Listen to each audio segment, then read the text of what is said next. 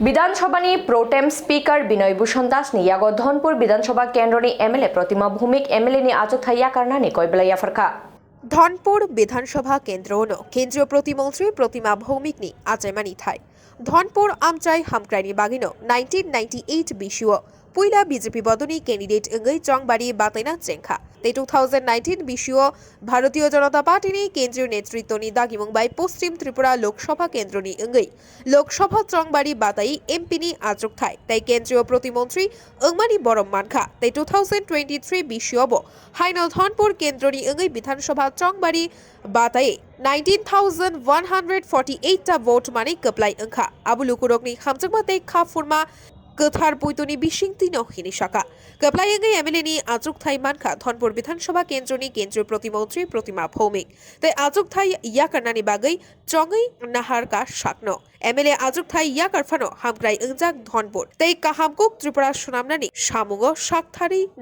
तंगनाय हिनै कक्तमा थुमनाय रोकनि बसकांगो कक्लामना रखा लुकु खाचुकसा केंद्रीय प्रतिमंत्री प्रतिमा भौमिक আমি আমার প্রোটেম স্পিকার বিনয় ভূষণ দাসকে শুভেচ্ছা অভিনন্দন জানাই। দল ওনাকে প্রোটেম স্পিকার হিসাবে নির্বাচিত করেছেন এবং আজকে অনুমোদন নিয়েছেন। আপনারা জানেন 2 তারিখ রেজাল্ট হয়েছে এবং আমি দুটা জায়গাতে সদস্যতা আমার রয়েছে, দুটা জায়গাতে সদস্যতা সম্ভব নয় রাখা। তো তার জন্য দল আমাকে লোকসভা এবং মন্ত্রী থাকার সত্ত্বেও বিধানসভা লড়ার অনুমতি দিয়েছেন, আদেশ করেছেন, সেটা আমার অত্যন্ত গর্বের বিষয় এবং দলের নির্দেশে আজকে আমি ধনপুর বিধানসভা কেন্দ্রের যে সদস্যপদ সেটা আমি রেজিগনেশন দিয়েছি এবং আপনাদের মাধ্যমে গোটা রাজ্য নয়, শুধু ধনপুর নয়, শুধু গোটা রাজ্যকে আমি ধন্যবাদ জানাই এবং ধনপুরের যারা গণদেবতারা, যারা নাগরিকরা, সবাইকে আমার প্রণাম, শুভেচ্ছা, কৃতজ্ঞতা। এবং আমি যে প্রতিশ্রুতি নির্বাচনে দিয়েছিলাম প্রত্যেকটা কাজ আপনাদের সঙ্গে থেকে সরকার সঙ্গে কথা বলে, সবাই সঙ্গে কথা বলে ধনপুরের যতটা ডেভেলপমেন্ট করার আমি অঙ্গীকার করেছি, আমার দল করেছে, সবটা আমরা করব। বিষয়টা হলো উনি রেজিগনেশন লেটার সাবমিট করছেন, আমি এটা অ্যাকসেপ্ট করছি।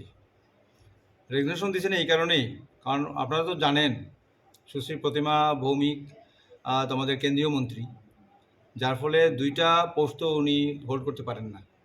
যার ফলে ওইটাই উনি এইখানে যিনি ধনপুর থেকে উনি জিতেছিলেন, ওইখানের যে মেম্বারশিপটা ওনার আছে এমএলএ হিসাবে, ওইটা উনি রিজাইন লেটার আমার কাছে দিয়েছেন এবং আমি অ্যাকসেপ্ট করছি। পরবর্তী পদক্ষেপ আপনার কি রয়েছে স্যার?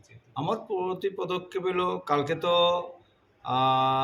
যারা শপথ নেব, বিধায়ক যারা আছেন তাদেরকে আমি শপথ বাক্য পাঠ করাবো। কালকে 11টা থেকে শুরু হবে, ওইখানে শেষ হবে। যারা বাকি থাকবেন, যারা সবাই যদি আসতে না পারেন, তাহলে পরের দিন আবার হবে 11টা থেকে, বাকিদের জন্য 17 তারিখে কমপ্লিট হয়ে যাবে সেটা। আর উইকেন্ডে উপনির্বাচনের জন্য কি প্রসিডিউর রয়েছে? এটা তো আমার জানা না, এটা সংগঠন জানবে কি করবে না করবে। এটা রাজাখড়াগুলিনি নিতাইনি কক্থুম ব্যুরো রিপোর্ট খুম্পুই।